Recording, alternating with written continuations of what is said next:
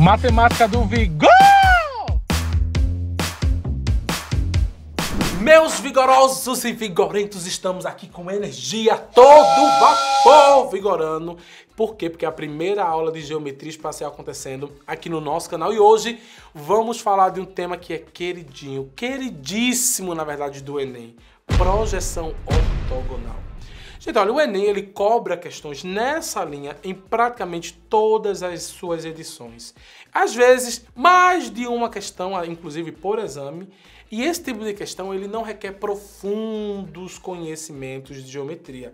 A ideia principal, gente, é mostrar como objetos eles podem ser percebidos através das projeções ortogonais em um plano. Como assim, professor Gil do Vigor? Olha, quem já brincou, por exemplo, de fazer sombra na parede, assim, por exemplo, com a luz de uma lanterna, você bota lá, meus amigos faziam muito isso, né?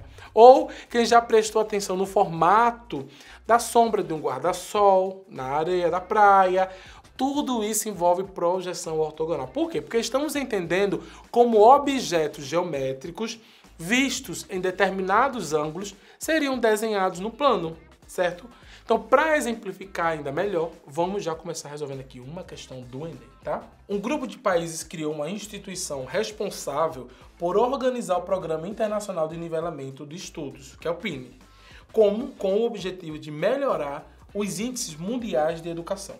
Em sua sede foi construída uma estrutura suspensa, com a logomarca oficial do programa em 3 dimensões, que é formada por suas iniciais conforme mostrado na figura, ou seja, é a própria palavra PINE. Essa estrutura está suspensa por cabos de aço, então já imagina isso, de maneira que o espaçamento entre as letras adjacentes é o mesmo, ou seja, os espaçamentos são os mesmos. Então lembra que quando você tem um objeto, ele faz a sombra. Se eu tenho um espaçamento, aquele espaçamento não vai ter a sombra, certo? Então vai ficar um momento ali sem aquela sombra, que são justamente os espaçamentos. E esses espaçamentos, eles são idênticos, certo? É isso, né? E ficam dispostas em posição ortogonal ao solo, como ilustrado a seguir. Ao meio-dia, o sol lá, com o sol a pino, as letras que formam essa escultura projetam ortogonalmente suas sombras sobre o solo. O solo, pá! A sombra, pá! A gente vigora. A sombra projetada no solo é, primeiramente, como os espaçamentos eles são os mesmos, gente. Por exemplo, aqui, né? Não consigo nem fazer, mas eu tenho uma sombra. Eu tenho uma sombra, certo? Então, sempre que você tem um objeto, ele vai refletir, ele vai ter uma sombra ali. Quando o sol bater aqui ao meio-dia, ele vai fazer uma sombra sobre o solo. Mas se eu tenho espaçamentos, esses espaçamentos também vão ser essas áreas sem a sombra. Por exemplo, se a gente ver aqui a opção A, ele não tem sombra. Não, é toda assombrada, toda sombreada.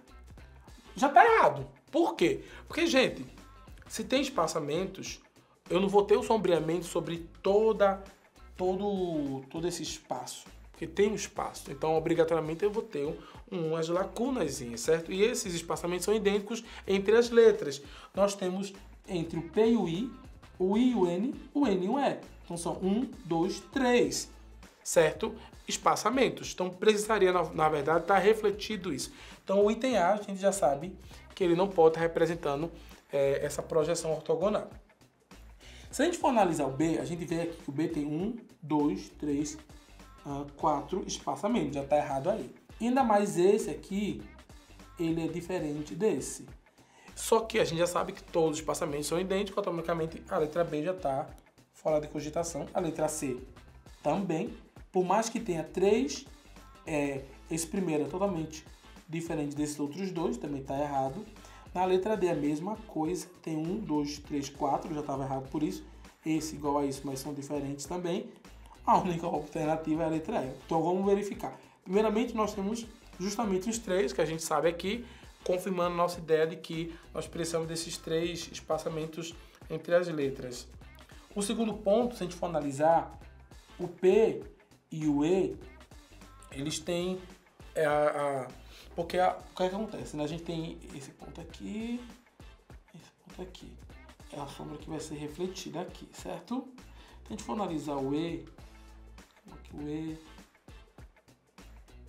são bem parecidos esse sombreamento. O I, ele vai ter um sombreamento menor, certo? E o N vai ser um pouquinho maior comparado ao P e o E, que é justamente o que a gente vê aqui, que é o P e o E, e o N, que é um pouquinho maior sombreamento que os outros dois.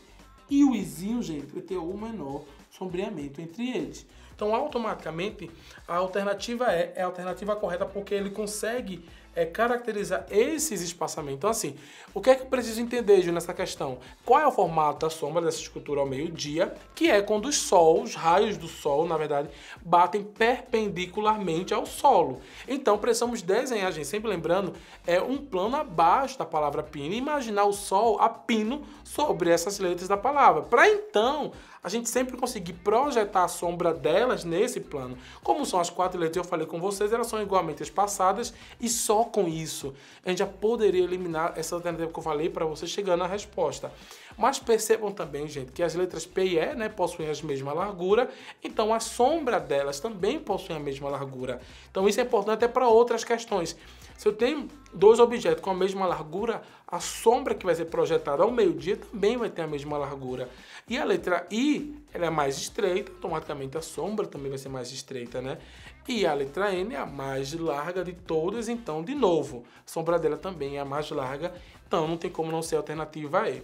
E já que cai projeção ortogonal todo ano no Enem, vamos continuar, gente, exercitando esse assunto na próxima aula. Inclusive, uma questão mais desafiadora. Inclusive, gente, não percam que vai ter um negócio aqui. Então, estamos preparando, certo? Uma dinâmica, um negócio, para tentar explicar, porque a questão da próxima aula é vigorosa. Então, assim, por aqui paramos. Então, já curte, comenta, compartilha, gente. Vamos lá, olha, já clica lá, certo? Vigora no sininho, entendeu? Para receber informação do próximo vídeo. Beijo para vocês e nos vemos na próxima aula. Matemática do Vigor!